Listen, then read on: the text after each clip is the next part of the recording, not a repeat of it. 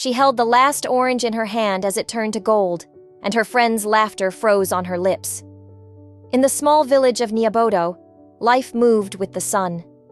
Children filled the dusty paths at dawn, women carried baskets of yams and cassava, and men led goats to the watering hole.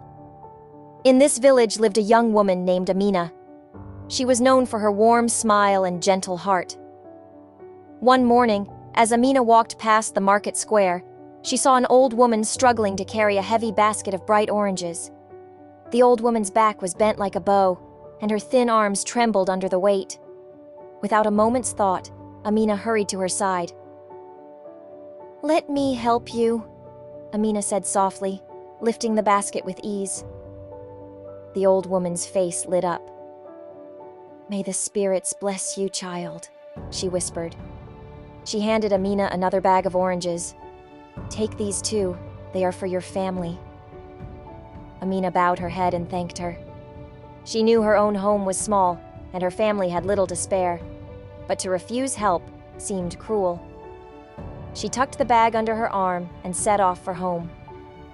As she walked, Amina thought of her best friend, Chipo. Chipo loved to joke and tease.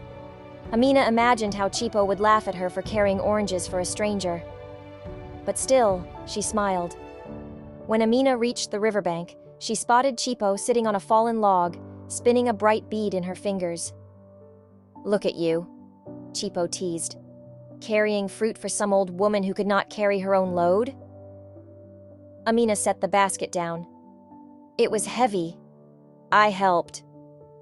Chipo laughed, the sound echoing between the trees.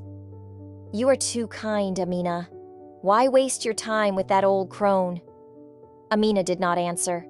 She picked up the bag and walked on. At home, Amina's little brother, Kofi, ran out to greet her.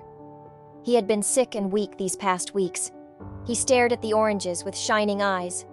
Their skin was bright, almost too bright, like the sun. Mother frowned. "Where did you get these?"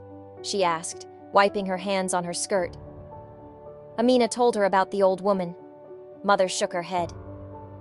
"Do not trade your kindness for hardship, my child." Yet she took the fruit, arranging them lovingly on a wooden plate. That night, as the family ate, Kofi's cheeks glowed with color for the first time in weeks. Each orange seemed sweeter than any they had tasted before. Amina felt a warm joy rise inside her. The next day, Amina returned to the market to sell yams. She carried 2 of the old woman's oranges in her pocket, planning to share them with Chipo. When she found Chipo at the river, the beads were gone. Chipo had moved on. Amina called after her, but received only echoes. Feeling lonely, Amina climbed the red earth path to the old woman's hut. She wanted to return thanks and ask if she could help again. The hut sat under a neem tree. No smoke rose from the chimney. She knocked softly. A voice rasped, "Enter, child." Inside, the old woman sat on a low stool. The walls were lined with clay pots filled with dried herbs. She looked smaller than Amina remembered, but her eyes shone with a strange light. "You have come again," the old woman said. "You are kind." "I came to help you," Amina replied. "I hope you have needed nothing." The old woman smiled. "I have enough, but I have a gift for you." She reached under her shawl and pulled out a small wooden box. "Open it at midnight, when the moon is high." Amina took the box, its carving smooth under her fingers. She thanked the old woman and left. That night, Amina could not sleep. The box lay on her table, quiet and dark. At midnight, she crept downstairs. The moonlight filtered through the window, painting the room silver. Her fingers trembled as she lifted the lid. Inside lay a single orange seed, glowing faintly. She held it close. It felt warm, like a little ember. The next morning, she planted the seed in a pot of dark soil. She set the pot by the window, where it would catch the sun. Every day, she watered it and whispered kind words. In a week, a tiny green shoot emerged. In 2 weeks, it had leaves shaped like hearts. Neighbors came to see the strange plant in Amina's window. They whispered that magic lived there. Chipo, returning from the market, stopped by. She poked at the pot. "What foolish plant is that?" she laughed. "You waste your time on toys while real life goes on." Amina smiled. "This is special." But Chipo walked away, shaking her head. Amina ignored her. Weeks passed. The sprout grew into a young tree no taller than Amina's waist. One cool morning, she saw the first flower. It was pale orange, like dawn sky. Soon, blossoms filled the branches. Then came the fruit. Small oranges formed under the leaves.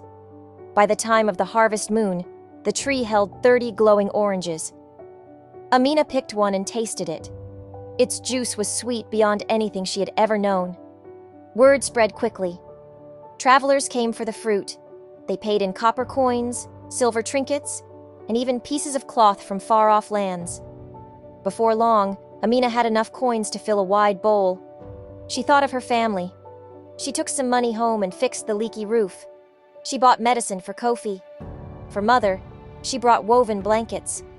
Father, who had taken to quiet work as a carpenter, received new tools. Yet Amina remembered the old woman's warning. Share and be humble, or the fruit will turn sour. Chipo heard of Amina's success and came to see the tree. She stood in awe under its branches. A few oranges hung low, their skin glowing orange gold. Chipo reached out and plucked one. "How did you do this?" she asked, voice hushed. Amina stepped forward. "I helped someone in need without thought of reward," she said. "That is how the seed came to me." Chipo's eyes shone with greed. "Let me have one," she demanded, holding her palm out. Amina hesitated. She remembered the old woman's words and how kindness multiplied blessings. She broke off an orange and handed it to Chipo. "Eat this." Chipo bit into it. Her eyes widened as sweet juice touched her tongue. She laughed with delight. "Thank you," she said, though her voice sounded uneasy. In the days that followed, Amina sold more oranges. She planted more seeds in the red earth around her hut. Soon, 10 trees grew, each heavy with fruit. Each morning, she harvested fruit to sell at the market. Soon, she had enough coins to build a larger home. One dusk, as fireflies blinked in the air, the old woman appeared at Amina's gate. She was older now, her shawl faded, but her eyes still glowed bright. "You have done well," the old woman said. "But remember, true wealth is in the heart." Amina bowed. "I will remember." The old woman turned to leave. Amina called after her, "Please stay for tea." The old woman paused, then shook her head. "My gift is given. I must walk on." She vanished into the night, as if the moon had drawn her in. Chipo, seeing Amina's growing wealth, grew jealous. She told villagers that Amina used witchcraft. "She made a deal with dark spirits," she cried. The villagers grew afraid. They carried torches and pitchforks to Amina's home. Amina came out to face them with Kofi and her parents beside her. "Wait," Amina called. "Listen to me, please." The crowd hushed. "These trees grew from a seed given by an old friend," she said. "I did no witchcraft. I only helped someone in need." Some villagers frowned. Others whispered. A tall man named Badu stepped forward. He was the village council elder. "Prove it," Badu said kindly. Amina thought quickly. "Let me give each of you an orange," she offered. "Taste it and see if it is strange." The villagers hesitated, then accepted. One by one, they bit into the fruit. Gasps filled the air as sweet juice slid down their chins. Smiles broke across their faces. "It is the sweetest thing I have tasted," one woman said. "So fresh," another added. The crowd softened. Chipo lowered her head. Badu cleared his throat. "Amina," he said, "you have shown us kindness and the magic of your heart. We owe you thanks." The villagers cheered. Amina felt a warm glow in her chest. Years passed. The orange groves spread beyond Amina's home. Caravans came from distant lands to buy the fruit. Amina's coins grew until she was richer than any merchant in the region. Yet she never forgot the old woman's words. She built a well in the center of the village, so no one need walk far for water. She gave seeds and young trees to families who had none. She opened a small school under the neem tree, where children learned to read, write, and share.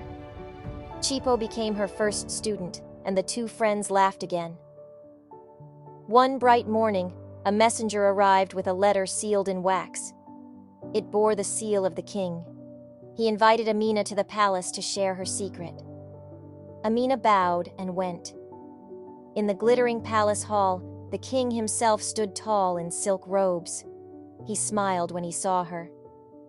"Lady of the Oranges," he said, "your fruit has brought joy across the land. I grant you the title of royal merchant. You are a billionaire in the king's currency. But more importantly, you are a beacon of kindness." Amina's heart swelled. She knelt and clasped the king's hands. "Thank you, Majesty," she whispered. Back in Nyabodo, Amina planted a final grove by the riverbank.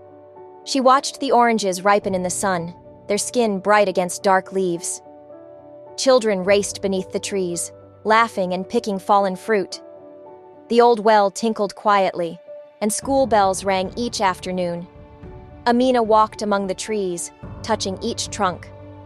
She paused at the oldest tree, the first she had planted. She pressed her palm to the rough bark. "Thank you," she said into the wind. In that moment, she felt the spirit of the old woman in the rustling leaves. True wealth does not come from greed or mockery, but from simple acts of kindness. When you help with an open heart, blessings grow in ways you never imagined. Always share what you have, and you will harvest a fortune far greater than gold.